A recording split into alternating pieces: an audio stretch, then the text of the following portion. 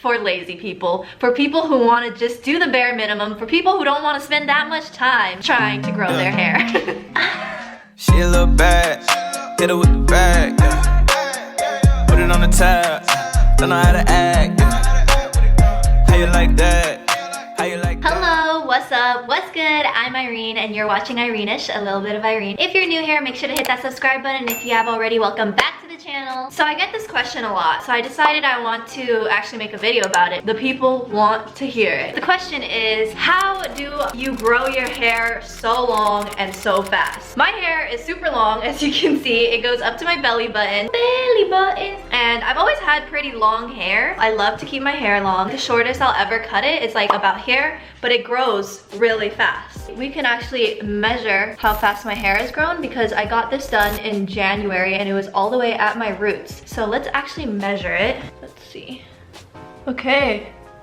It looks like it was 5 inches and I got it done in January. So I'm gonna say like a little less than an inch per month that I'm able to grow it. And I don't have like a huge secret. It's not something that I do every day, like a routine. If you know me, you know that I do the bare minimum when it comes to anything beauty and hair related. That's just not usually a priority for me. So this video is how to grow your hair long, naturally, and fast for lazy people, for people who want to just do the bare minimum, for people who don't want to spend that much time trying to grow their hair. And these are things that I'd say you could easily implement into your everyday lifestyle. So here are my 8 tips on how I grow my hair long and naturally and keep it healthy. The lazy way that doesn't take too much time out of your day. So the first thing is that I eat whole nutritious foods and I try to eat organic as much as possible. I incorporate all my macros, which are carbs, proteins, and fats, and then try to get all my micros as well, like fiber, iron. I always have hella veggies in my meals, and I also eat a lot of salmon. Veggies are good for you, especially dark leafy greens, which is like spinach, kale, and a lot of the Chinese veggies that I eat are dark leafy greens. Basically, they're loaded with nutrients like iron, vitamin A, vitamin C, and vitamin E, and those all help promote hair growth. And then I eat a lot of salmon and shrimp. Like, I love seafood, which has a lot of fish oils. So fish oils and omega-3s are also amazing for your hair growth. Let me pull up the facts. Omega-3s provides essential proteins and nutrients for hair follicles and skin. It promotes the circulation in the scalp that may trigger hair growth, and it prevents hair follicle inflammation, which is a factor that can directly contribute to hair loss. I love my veggies, I love my salmon, so I suggest eating whole, nutritious meals and try to get as many veggies and fatty fish in your diet as possible. The second thing, which might not be lazy, but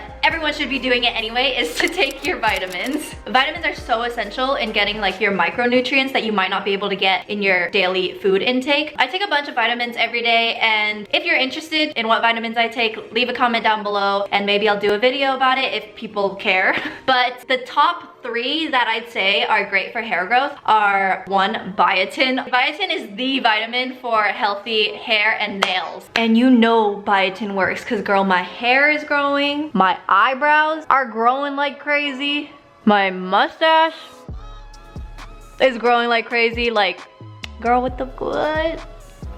2 is omega-3, which I just talked about, which also can be found in fish. But if you are not able to eat a lot of fatty fish, then you can get it through taking omega-3 vitamins, which, like I said, help promote hair growth and prevent hair loss. And it's also really good for your skin. So if you want glowing skin, then you might want to take omega-3 as well. There's so many more vitamins that are great for hair growth, but the last one that I'll be talking about today in this video is vitamin D3, which is the vitamin that you get from going out and like getting sun. Everybody needs that good vitamin D, but sometimes we can't get sun, especially if you live in bummy ass San Francisco weather. So a great vitamin to take every day is vitamin D3, and there's also research that shows that vitamin D3 deficiency is linked to hair loss. Tip number 3, use a water filter for your shower head. I actually started doing this 1 to 2 years ago because my ex was huge on filtering his water. So I started doing that, and it actually helped so much with my hair growth, my hair coming back, because I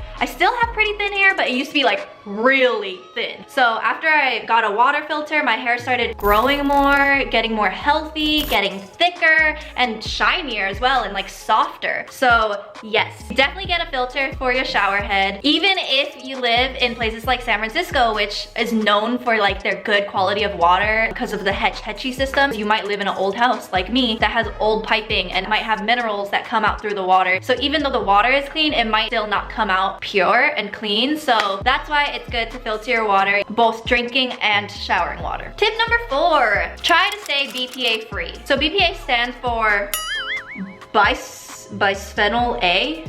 BPA is a chemical that can be found in a lot of plastics, especially plastic water bottles or plastic food containers. Surprisingly, it's in a lot of things, and it can be detrimental to your body because it actually has a negative impact on your hormone levels and your hormone balance. Science tip. The Hairline International Research and Treatment Center found that patients with skin and hair ailments have higher levels of BPA in their blood. So I'd stay clear of all BPA stuff. Don't drink plastic water bottles because you should be saving the environment anyway and having a reusable bottle. And also, when you buy a lot of juices or milks, you can actually look in the back and see if the plastic bottle is BPA free. And some things just have BPA in it, and it might be hard to avoid, but I try my best to stay away from BPA. Number 5, don't wash your hair every day. Washing your hair every day is actually bad for your hair because it strips your hair of the natural sebum and the natural oils that it has, and it also leaves your scalp and your hair drier. I actually wash my hair every 2 to 3 days, usually like twice a week, sometimes one. Number 6, use all natural hair products. Try to go for hair products that are paraben free, sulfate free, and silicone free if you can find it. Some examples of shampoo that I use are Shea Moisture, Alba Botanica, Maui Moisture. There's so many more, it's up to your preference, but definitely just try to stay all natural, paraben free, sulfate free, and silicone free if you can. Number 7.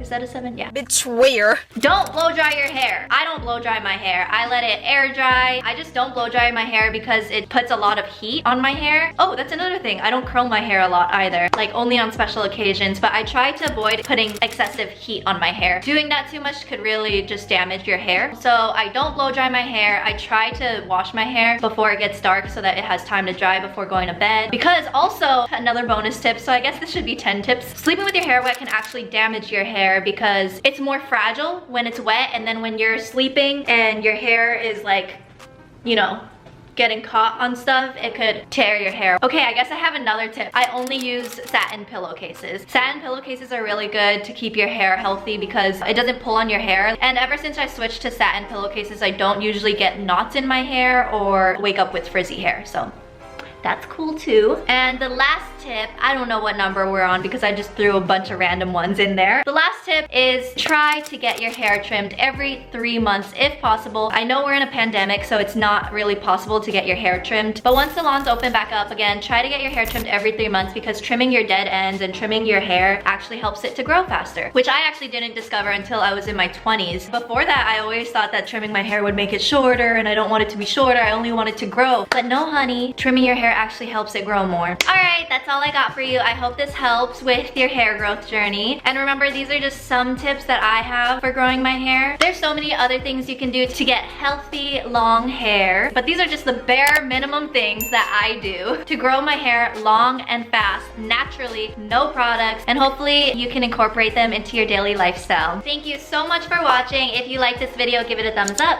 Make sure to hit that subscribe button, and I'll see you in the next video.